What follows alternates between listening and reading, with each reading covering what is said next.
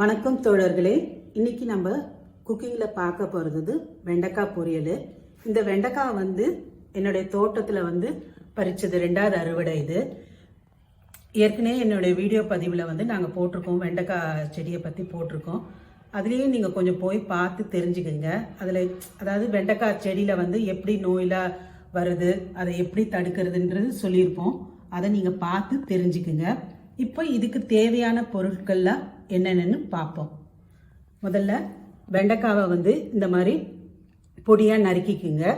இது smoked garlic, இது 15 எடுத்துருக்கிறேன். இது சிறிய வெங்காயம் ஒரு 12 எடுத்து பொடியாக நறுக்கி வச்சுருக்கேன், நீல வாக்கில் கட் பண்ணி வச்சுருக்கேன். தேவையான அளவு தேங்காய் பூ, கடுகு, உளுத்தம்பருப்பு தாளிக்கிறதுக்கு. இது எண்ணெய் நல்லெண்ணெய், உப்பு, தூள் உப்பு எடுத்துருக்கேன் தேவையான அளவு. மிளகுத்தூளும் காரத்துக்கு தேவையான அளவு எடுத்துருக்குங்க. நான் போடுறது இப்போ 1 ஸ்பூன் போட்டிருக்கேன். மஞ்சப்பொடி 1/2 ஸ்பூன். இப்போ ஒரு வானொலி எடுத்துக்குங்க. இப்போ நான் எடுத்துக்கிறது மண் வானொலி. அதில் நம்ம நல்லெண்ணெயை ஊற்றுறோம். தேவையான அளவு ஊற்றிக்குங்க. ஊற்றிட்டு கொஞ்சம் சூடு ஏறினதுக்கு அப்புறமா நம்ம கடுகு, உளுத்தம்பருப்பு போடுவோம். எண்ணெய் சூடாயிட்டு அதில் நம்ம கடுகு, உளுத்தம்பருப்பை போட்டுருவோம்.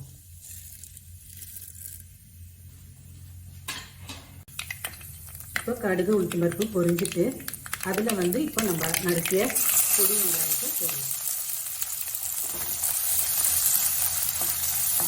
இது லேசாக வதங்குறப்போ அதுக்குள்ளே நம்ம ஸ்மோக்டு கார்லிக்கை தட்டி வச்சுப்போம். அந்த பூண்டு இல்லைன்னாலும் உங்களுக்கு சாதா பூண்டை கூட நம்ம பயன்படுத்தலாம். இப்போ பூண்டை தட்டியாச்சு. தட்டின பூண்டை இந்த சிறு வெங்காயத்தினோட சேர்த்துடணும்.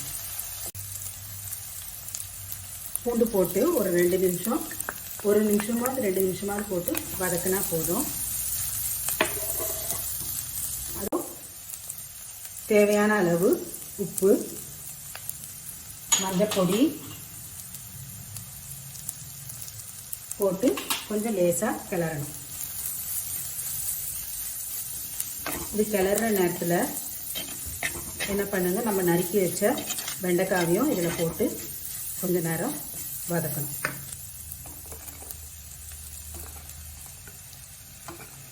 இந்த வெண்டைக்காய் ஒரு 2 மினிட்ஸில் வெந்துருங்க.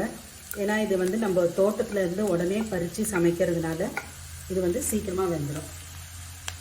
இந்த வெங்காயம் பூண்டெல்லாம் கொஞ்சம் நம்ம கிளறி விட்டுட்டு அதுக்கப்புறமா நம்ம தேவையான அளவு பெப்பரை போடணும். போட்டு கிளறிட்டு ஒரு 2 மினிட்ஸ் வெந்தாலே போதும்.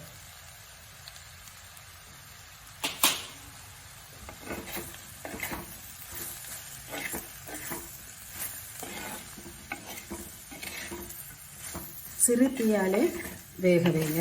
ரொம்ப தீயினா அடி பிடிக்கும், அதனால சிறு தீயிலே வேகட்டும். இப்போ நல்லா வெந்துட்டு வெண்டைக்காய் அதில் தேவையான அளவு நம்ம தேங்காய் துருவலை போட்டு கிளறி இறக்கி வச்சுருங்க. இது தயிர் சாதம், சப்பாத்திக்கு வச்சு சாப்பிடலாம், நல்லா இருக்கும். நீங்களும் உங்கள் வீட்டில் இந்த வெண்டைக்காய் பொரியலை செய்து பாருங்கள். மீண்டும் சந்திப்போம். ஆதவன் ஃபார்ம் சார்பாக.